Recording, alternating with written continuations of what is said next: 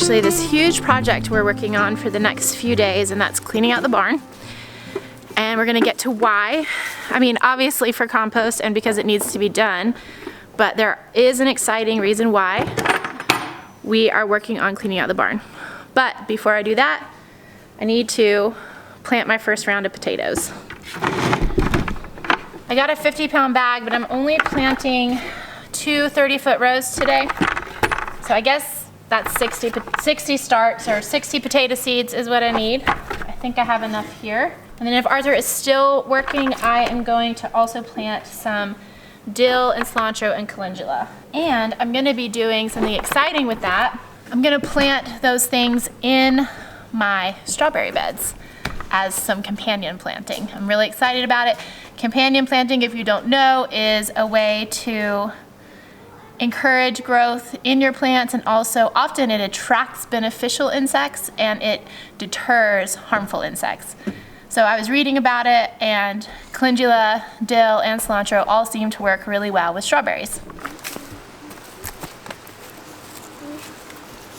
I'll be planting a lot more potatoes in this, but these are just some spring potatoes I'm sticking in. But most of my potatoes are gonna go up here in this bed, but that has to be tarped for 3 weeks. This is so much easier than the first time I ever planted potatoes, which you guys saw. I'd use a big mattock. It's really not hard. So we want them to be around 4 inches deep. Some people say 3 inches is fine. Well, I'm working on potatoes. The girls are planting the herbs in the strawberry bed. Grace is working on calendula. Joyful is too. Oh, and Joy is too.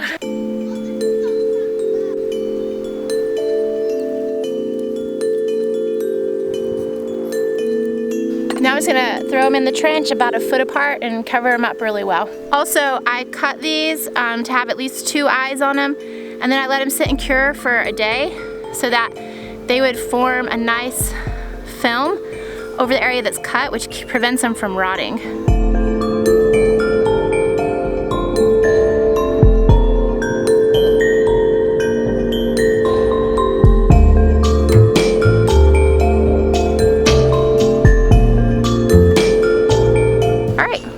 Done.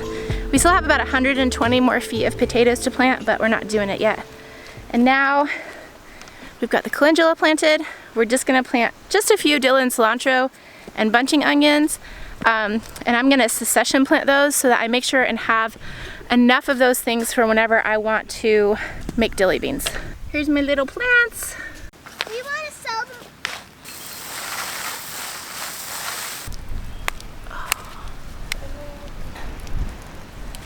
And we're done. We just planted altogether 60 potato plants, 40 calendula, 16 dill, and 16 cilantro, and 16 bunching onions, but we'll have more of those. I'm gonna have 40 of each of those all together as the season goes.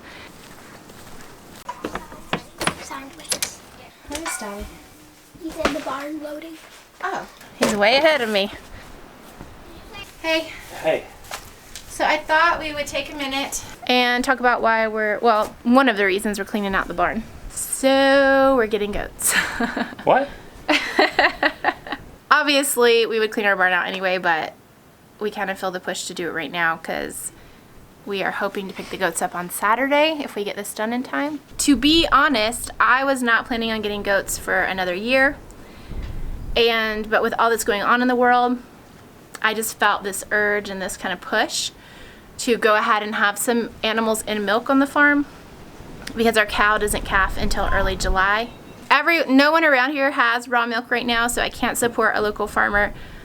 I think I'd have to drive over an hour, and I'm just not going to do that right now. When I go to the grocery store, because of the kind of milk I get, I can only get 2 half-gallon cartons, so that means I can only get 1 gallon at a time, which just isn't enough for our family. And it means I was having to go to the grocery store a lot more often. So basically, I decided to just look and see if there was even anything out there available that I would be... Dangerous.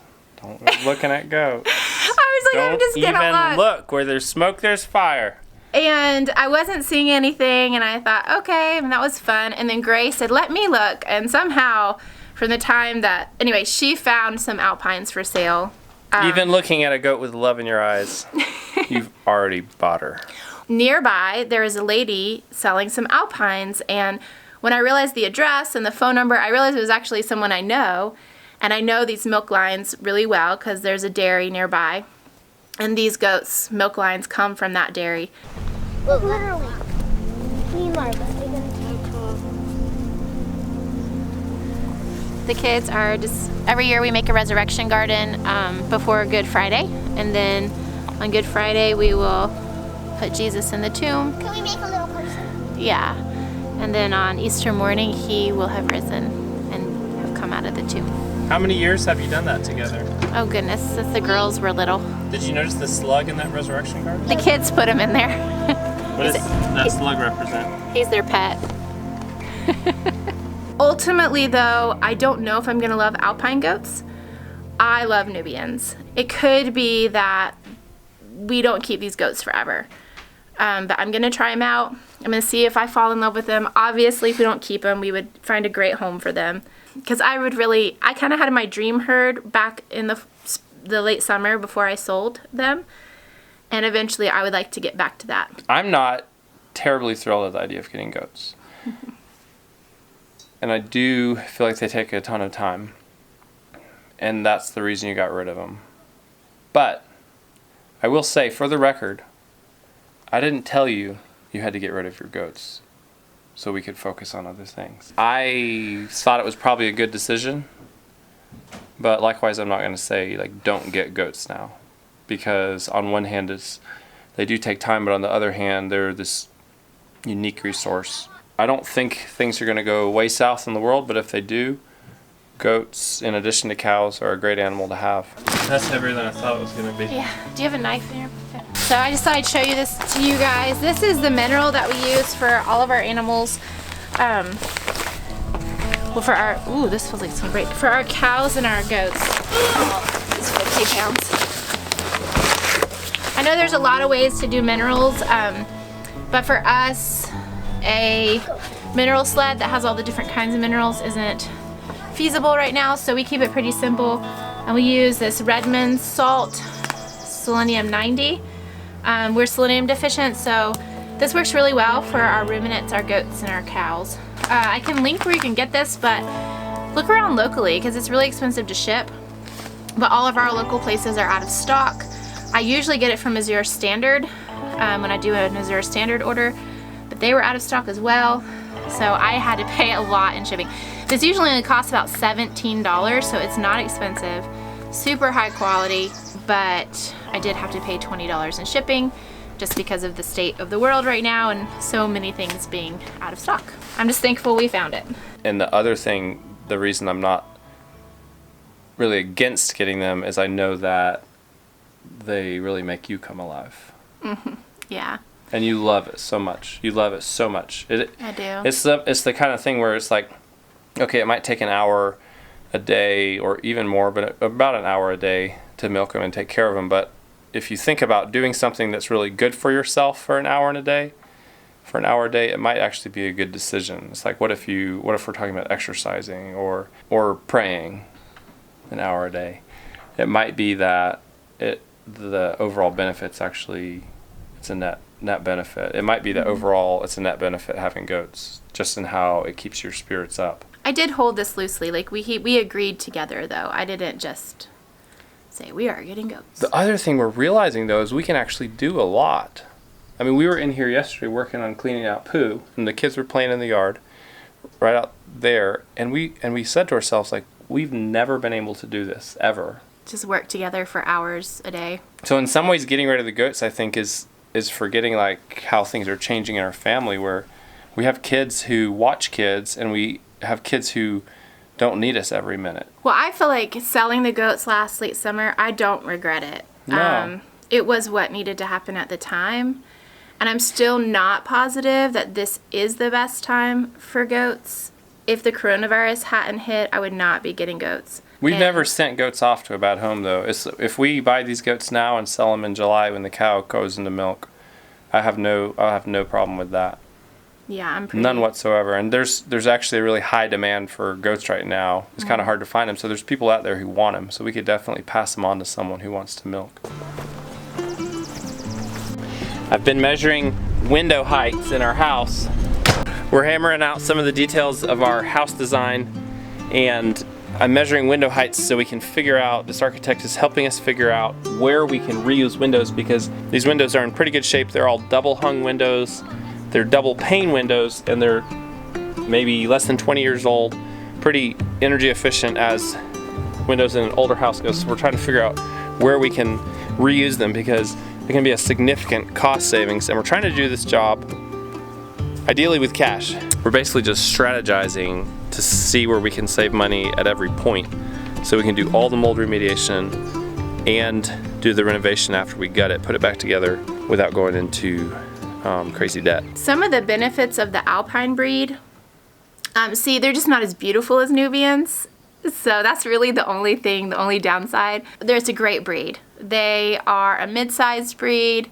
They don't eat a ton. They're great foragers, of course, all goats are. They are hardier than Nubians, so that's a plus. And they give a lot more. Big plus. Yeah. I'll take an ugly, tough goat any day over a pretty sissy goat. They give a lot of milk, so these does give a gallon a day.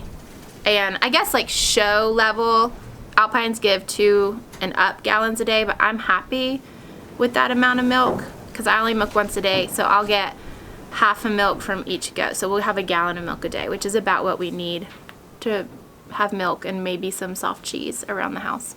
So I'm getting 2 beautiful does that are in milk, and one has twin bucklings, which we may raise for meat, and one has a beautiful doeling. Their babies are about 4 weeks old.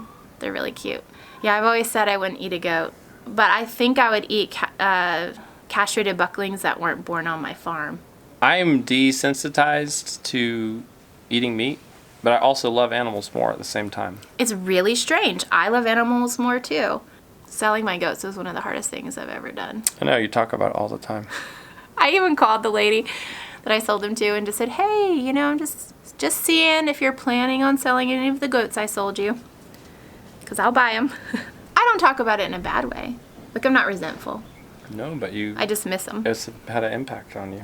Though I see that it was the right thing to do. Yeah, I don't know if we would have survived the winter with the goats, or if the goats would have survived the winter. They would have. I would have not. No, but I'm saying, like, we would have been... Well, we wouldn't have gone to the roads. I mean, that could... But we needed to go to the roads. I know it didn't all turn out the way that we hoped. We hoped we would be way further along in the house and that I would be working on it when we were at the roads, but that didn't happen, and that's fine. It's going to really happen in the right time. It's really going to happen. But you needed to be there. That's really what needed to happen, and it honestly facilitated some good shifts in our relationship too in the end. You got to start with the foundation, guys. You have to start with the foundation. You can't just gut the house until you got the foundation right. All right, I'm gonna move some poop. Okay, on to working. I'm gonna broad fork some poop.